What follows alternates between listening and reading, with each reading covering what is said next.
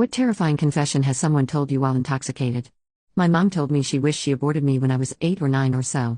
She's doing better now after a long struggle with alcoholism.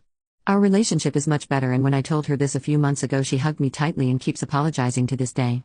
Ages back I was helping a blackout drunk co-worker to his apartment, etc. He was needing to be carried 1 second and sprinting across the parking lot the next.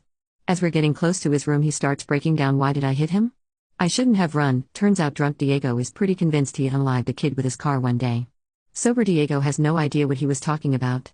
A coworker told me he unalived a dude.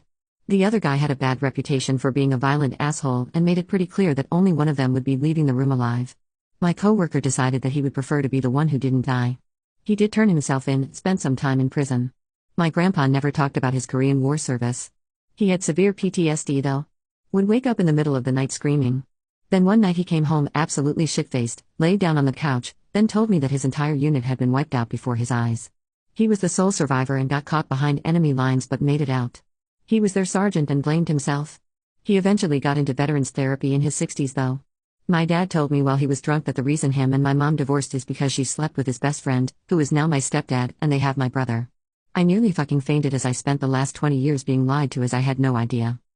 I had a colleague tell me 20 drinks and she was not only idle, but that she had unsuppressed HIV and was knowingly transmitting it to partners she was sleeping with and not telling them because she didn't care about people.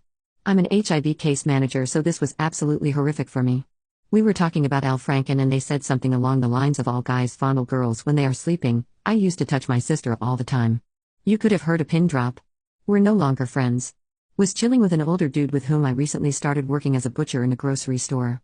A couple of beers down and he starts telling me he's been in prison for 17 years. Came out 2 years ago and it's his first ever job at 64 years old. I got curious and asked him what happened if it wasn't too private. Without hesitation, he simply answered, I cut him down with an axe, this piece of crap, and now he's a butcher. Dude must really like his job, I guess.